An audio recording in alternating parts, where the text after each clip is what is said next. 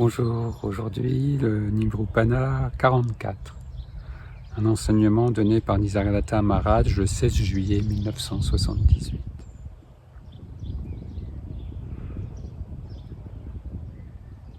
La véritable essence de la spiritualité est de comprendre la vie correctement. Au commencement, nous en sentions un besoin personnel. Ainsi que beaucoup d'autres besoins sont apparus. L'objectif est de trouver où exactement nous nous situons dans tout ceci, même s'il n'y s'y trouve aucune vérité éternelle. Rien que dans cette petite introduction sont remises en question cette approche qui semble au départ, cette démarche qui semble, ce processus qui semble au départ être toute personnelle. La création aussi de différents systèmes de pensée, conceptuels, religieux, philosophiques.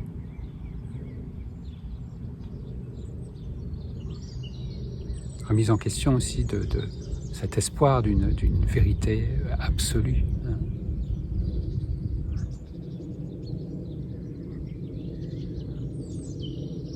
Toutes les étapes de la vie sont sujettes au changement. Elles n'étaient pas présentes avant la naissance. Tout ce changement, cette manifestation, cette caractéristique propre, qui lui est propre de ce constant changement, de ce constant mouvement.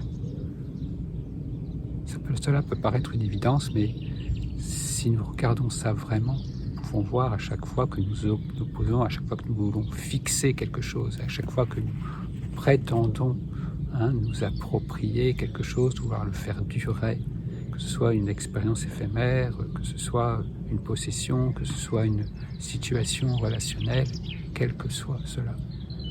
Toute prétention à ne pas laisser ce mouvement permanent se faire. C'est une opposition, c'est une négation. De ce qui est et de ce que nous sommes véritablement.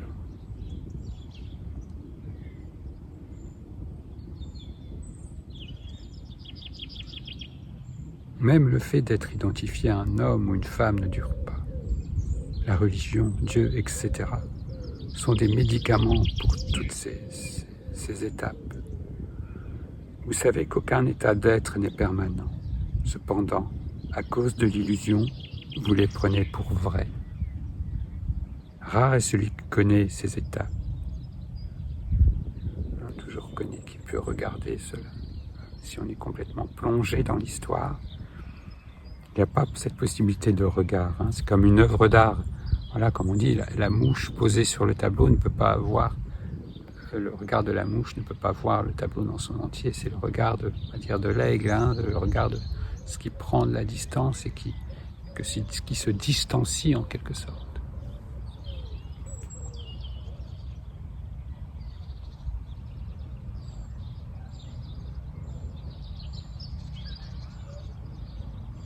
Il est nécessaire de connaître par soi-même ce qui est non changeant dans ceci.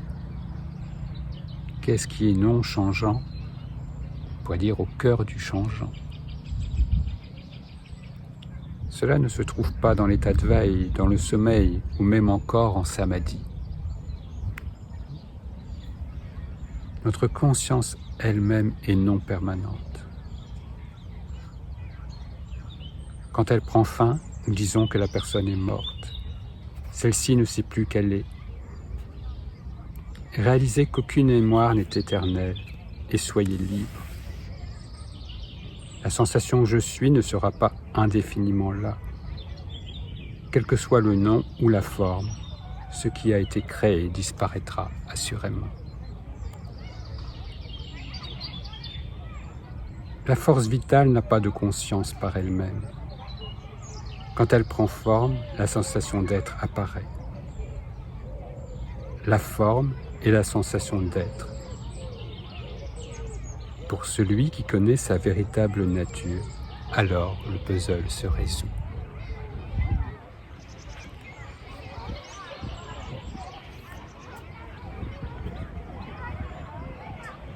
Alors que les autres parleront par inférence, c'est-à-dire en en référence à et non pas d'une expérience première. Et c'est ça qui fait toute la différence, c'est ça qui doit être aussi entendu et qui donne un parfum à ce qui peut être entendu. Le plus grand attachement est votre sensation d'être, cette sensation d'exister. Ça aussi, c'est à contacter vraiment de première main.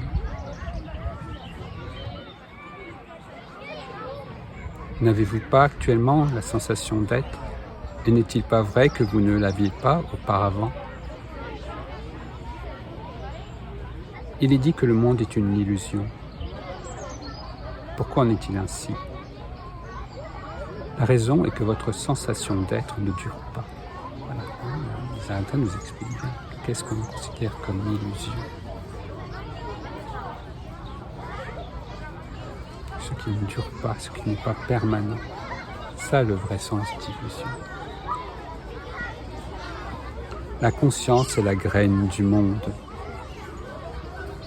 Quand elle germe, elle se déploie et devient l'espace.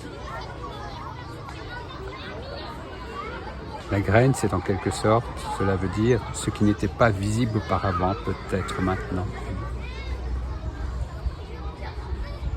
La lumière de la conscience signifie la lumière du soleil et de la lune. C'est la véritable lumière derrière toute lumière, c'est cette lumière de la conscience.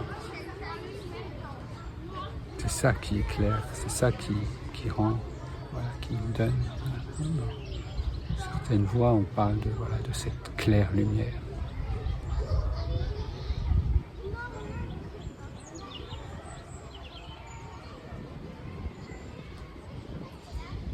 C'est comme un rêve de jour au milieu de la nuit.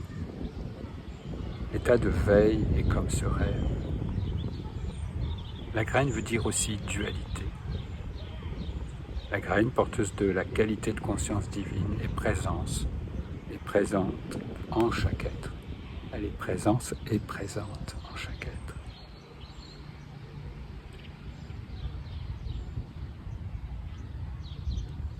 Bien évidemment. Celui qui se connaît parfaitement est appelé Sadguru. Sadguru. Sad, cette présence.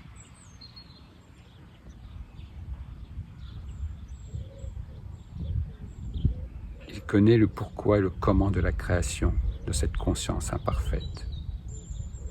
Toujours la connaissance, être témoin, ce qui est avant, ce qui peut en quelque sorte l'observer.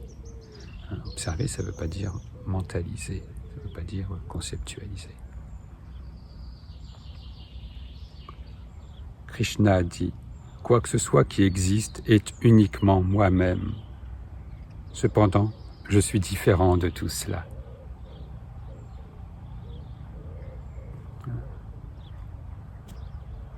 Quoi que ce soit qui existe est uniquement moi-même.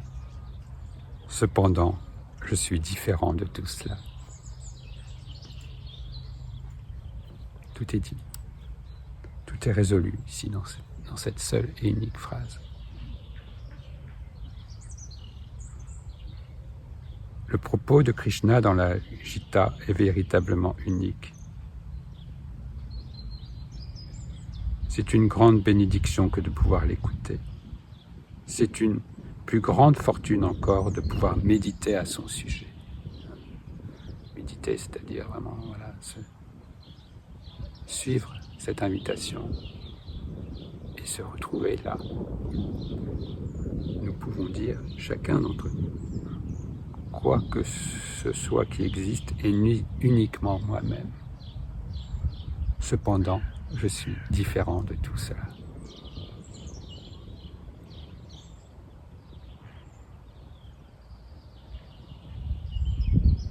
Celui qui comprendra ceci n'aura plus de naissance. Les gens honorent des déités pour leur satisfaction personnelle. Toutes ces prières de quémander, d'exaucer des souhaits. Quoi qu'il en soit, la seule satisfaction durable est notre véritable nature. Vous seul pouvez atteindre cela, bien évidemment. Celui qui se prend pour le corps ne sera jamais satisfait. Le fait de se prendre pour le corps génère et est la cause de ce sentiment de manque et d'insatisfaction. Donc, ça ne peut pas se résoudre de cette façon-là. Restez disponible pour ce que vous avez entendu, là, maintenant. C'est la pratique la plus importante. S'il n'y a personne pour écouter, quel est l'intérêt de Dieu? Vénérez la conscience dans votre cœur. Quand vous obtiendrez du succès dans cette contemplation, cette réussite rayonnera de vous. Pendant l'état de veille, restez sans pensée est la plus belle des adorations, des contemplations. Vous ne devriez pas ressentir « je suis comme ci, je suis comme cela » pendant vos activités, c'est-à-dire un peu tout ce bavardage mental. Voilà. S'il n'est pas là, tant mieux, et s'il est là, sans désintéresser, ne pas y prêter d'attention, mais revenir à ce à quoi nous invite constamment Nisargadatta, la parole du gourou, c'est-à-dire cette vérité, cette reconnaissance, cette attention sur qui nous sommes véritablement. Et pas dans une guerre, simplement, il n'y a pas besoin de lutter contre. Quelque chose de très tranquille, puisqu'en fait c'est là déjà, c'est gagné d'avance en fait. C'est gagné d'avance. Il n'y a rien à gagner en fait.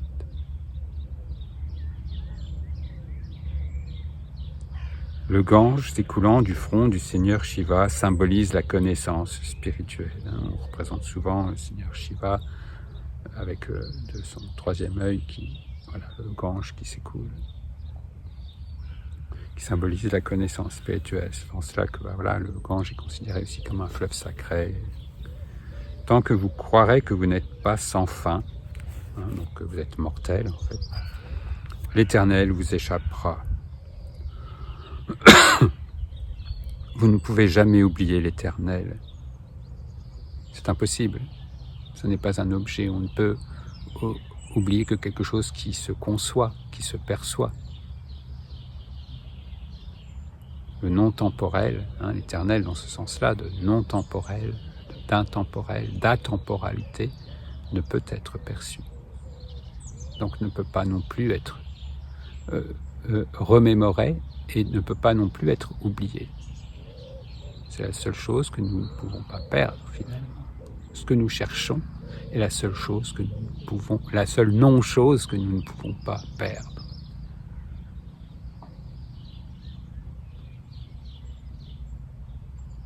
Des rituels sans fin ne peuvent dévoiler la vérité.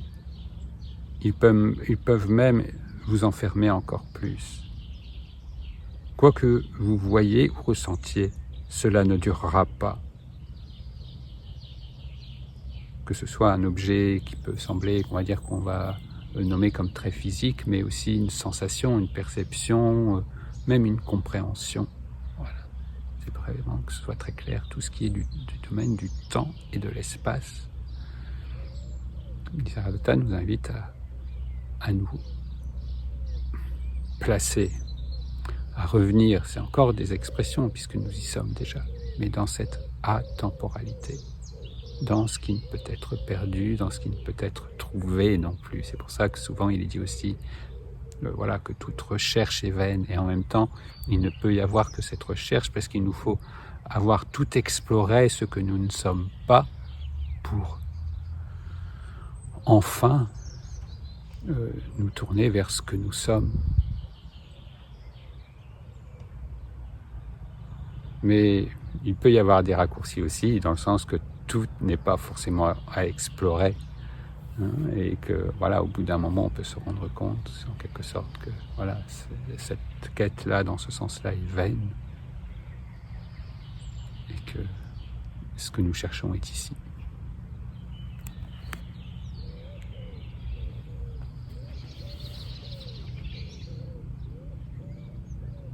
Une fois que le soi est réalisé, tout devient sacré.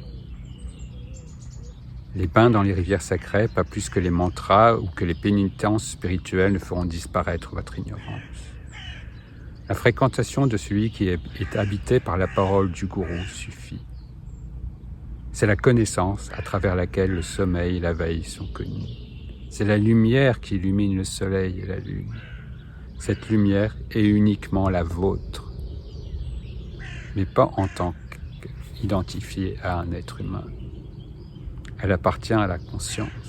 Elle existe dans le cœur de chaque être. C'est la conscience de soi, au sein du corps, mais en toute chose, en toute situation, tout, il n'y a que cela. Il n'y a pas de plus grande connaissance que celle-ci. Pour être tel que le décrivent ces mots, une foi totale dans le gourou est nécessaire. Une foi totale dans cette parole, dans cette invitation. Le gourou, on disait tout à l'heure, Sadguru, voilà, cette présence absolue, le gourou, cette conscience pure, ce je suis, cette porte qui nous ramène chez lui. Ces mots sont à prendre pour autorité. Celui qui demeure en cela acquiert la connaissance indépendante du corps. Krishna dit, c'est ma véritable nature. Elle se trouve derrière votre mémoire. Cela n'a rien à voir avec la mémoire. Jamais le corps ou les oreilles n'ont eu le pouvoir d'entendre. C'est notre vraie nature qui écoute au travers des oreilles. Elle connaît le samadhi lui-même, mais le samadhi ne la connaît pas. Le samadhi, cet état, on va dire, de méditation profonde, de conscience pure, cela aussi est connu de nous-mêmes. Accomplir cela avec conviction est tout ce qui est nécessaire.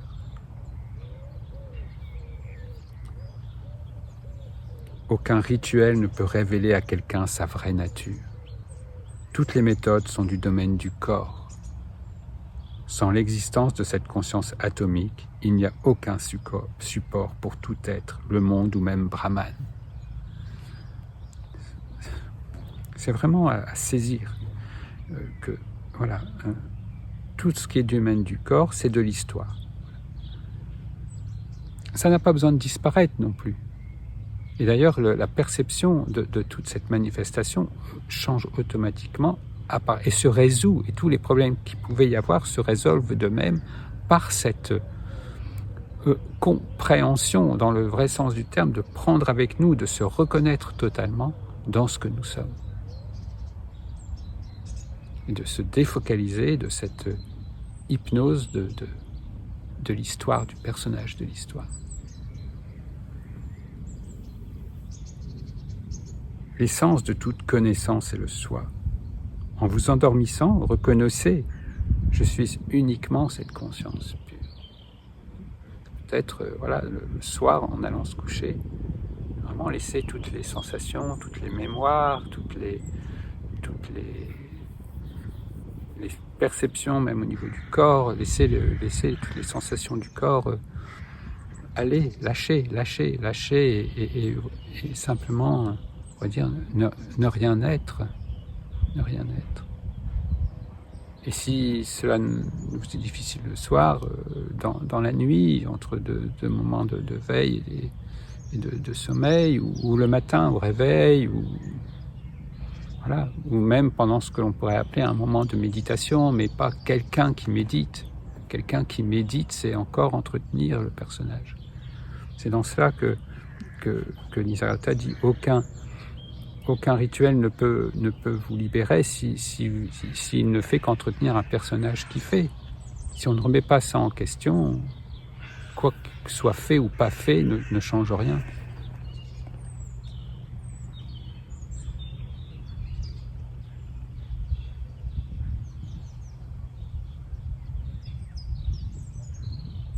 Voilà ce qu'il dit. En suivant différentes méthodes, vous ne trouverez pas ce qui est naturellement et déjà présent et ce qui est donc de cette intemporalité. Ce n'est pas le temporel qui doit devenir intemporel, c'est l'intemporel qui est déjà intemporel.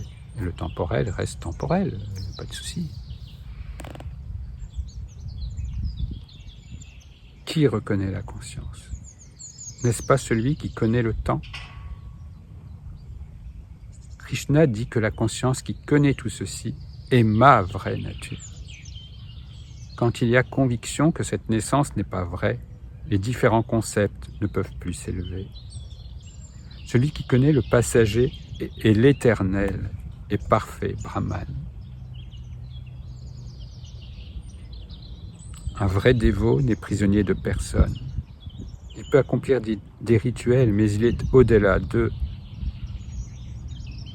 Adorer Dieu signifie être convaincu que Dieu n'est rien d'autre que nous-mêmes. C'est là où ensuite ce retournement peut à nouveau se faire sur le monde et que ce monde devient célébration, et pourquoi pas par, même dans des rituels, mais il n'y a rien à obtenir, il n'y a rien à chercher, tout est là et tout est cette manifestation et tout est cette célébration de nous-mêmes. Non pas en tant que petit être, mais en tant que, c'est notre véritable nature, l'unique. S'il n'y a pas de manifesté, saguna, avec les gunas, comment peut-il être fait mention du non manifesté, nirguna, sans qualificatif? C'est à travers le temporel que peut être évoquée même la notion, perception d'intemporalité, qu'à travers tout ce qui est riche de qualificatifs que peut être évoqué le sans qualificatif, qu'à travers l'identité que peut être évoqué ce qui est sans identité. Mais en fait, des deux, aucun n'est, aucun n'existe. Nous revenons véritablement là, dans cet avant-tout, dans ce para-brahman, para-atman, quels que soient les noms qui sont encore de manifestation, que nous abandonnons ces noms, que nous nous abandonnons totalement. Là, pourquoi encore séparer? Pourquoi encore décrire? Pourquoi encore... Il n'y a que cela, et là, rien ne manque. Rien n'est à chercher, rien ne peut être perdu.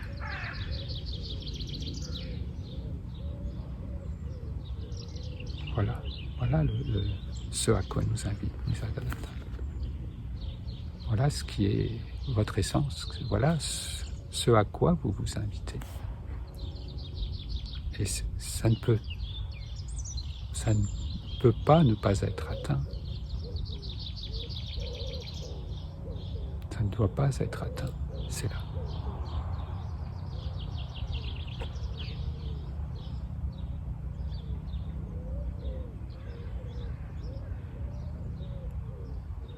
Bien à vous. Belle exploration et belle retrouvaille avec vous-même en unité.